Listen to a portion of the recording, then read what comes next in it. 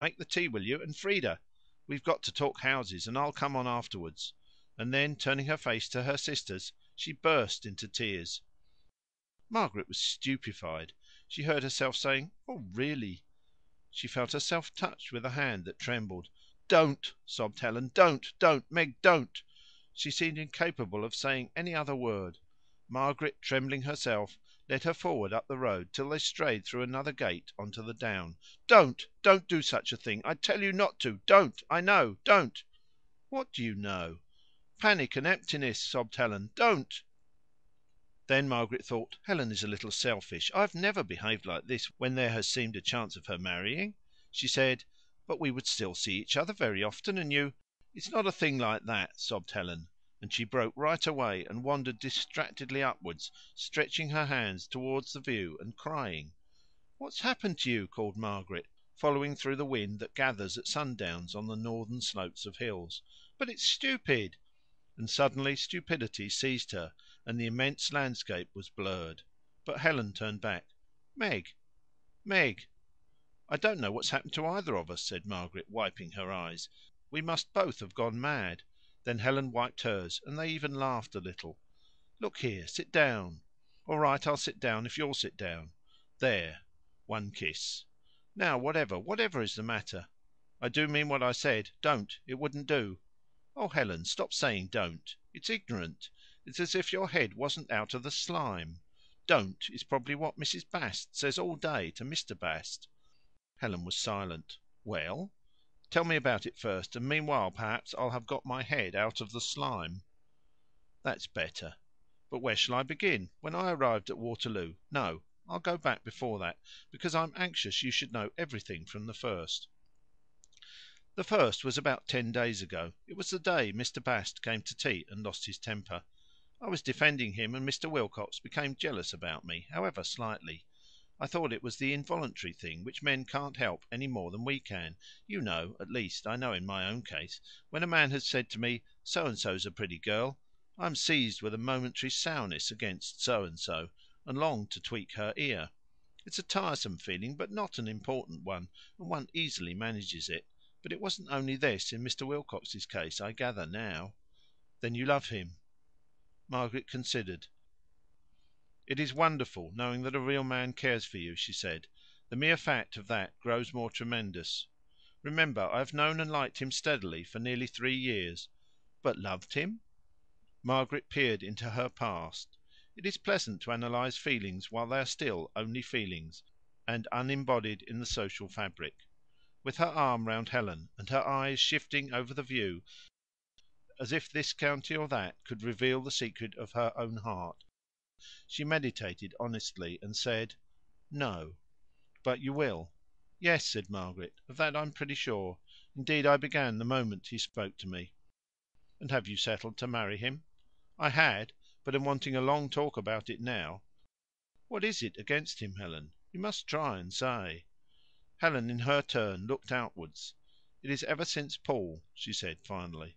"But what has Mr. Wilcox to do with Paul?" "But he was there. They were all there that morning when I came down to breakfast, and saw that Paul was frightened. The man who loved me frightened, and all his paraphernalia fallen, so that I knew it was impossible, because personal relations are the important thing for ever and ever, and not this outer life of telegrams and anger." She poured the sentence forth in one breath, but her sister understood it, because it touched on thoughts that were familiar between them. "That's foolish. In the first place, I disagree about the outer life. Well, we've often argued that. The real point is that there is the widest gulf between my love making and yours. Yours was romance. Mine will be prose. I'm not running it down. A very good kind of prose, but well considered, well thought out. For instance, I know all Mr. Wilcox's faults. He's afraid of emotion. He cares too much about success, too little about the past. His sympathy lacks poetry, and so isn't sympathy really. I'd even say," she looked at the shining lagoons, "that spiritually he's not as honest as I am. Doesn't that satisfy you?" "No, it doesn't," said Helen. "It makes me feel worse and worse. You must be mad." Margaret made a movement of irritation. "I don't intend him, or any man, or any woman, to be all my life. Good heavens, no! There are heaps of things in me that he doesn't, and never shall, understand."